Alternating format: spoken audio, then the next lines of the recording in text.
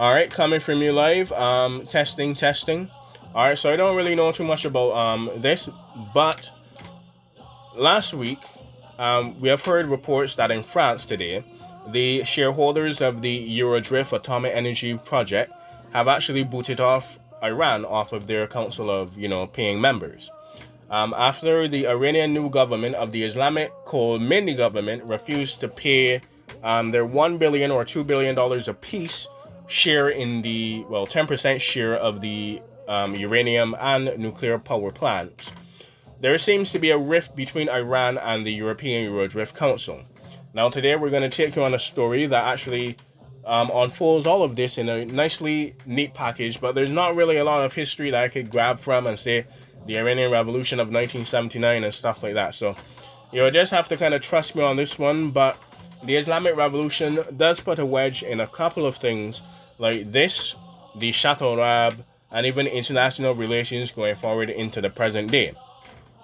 But we're just going to skip in the future and we're just going to see how actually ironic this is, because Iran has now want to make a nuclear program when they outright rejected this in the 1970s, when the European Union wasn't going to be like, this Iran sounds like a bad guy, but this money is kind of sweet though. This oil money is nice. So they do kind of miss their chance, and I do point at it a bit, and it's kind of funny and ironic. And I'm glad the the Khomeini actually realized that oil and gas would obviously last forever. But anyway, without further ado, we're going to go into the video. Sorry about this. I can't really have nothing to pull at this. The Iranian Revolution, but that's pretty much it.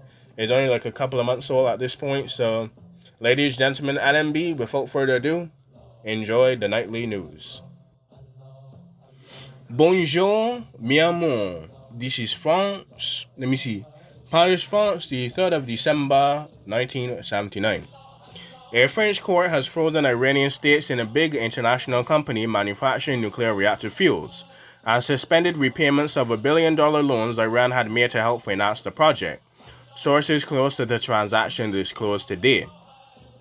Now, the court order prevents Iran from depositing its 10% stake in Eurodrift, Western Europe's largest commercial uranium enrichment plant, and also suspends repayments and servicings of $1 billion that Shah Mohammad Reza Pahlavi lent the French Atomic Energy Authorities to pay for the construction of Eurodrift gaseous diffusion enrichment plants in Tricastin, France. The freeze was ordered several weeks ago, sources said, at the request of the French, the Belgian, the Italians, and the Spanish Atomic Energy Authorities, which are also shareholders of the enrichment plant, after Iran's new Islamic leaders failed to keep up the certain routine payments to the project that the Shah's government had been contracted to make. Although the dispute has nothing to do with the current quarrel and the current instability between Iran and its Western bankers, it does mean that another major Iranian government asset of the Shah in the West has been frozen by litigation and illegitimacy arising out of the changes of the Iranian policy that follows the Islamic Revolution that overthrew the Shah just this summer. The French government officials appeared embarrassed that the word of the court order had actually leaked out. They stressed that the dispute should be regarded as a civil one that does not affect France's hopes for developing good relations with the new Iranian authorities once the American hostages were released.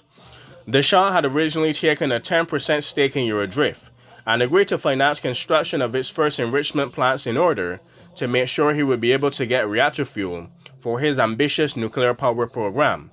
Under the contract the Shah made with the other Eurodrift partners, Iran must buy 10% of the fuel produced by the Tricastin plant starting in 1981, which does not seem to be likely anymore.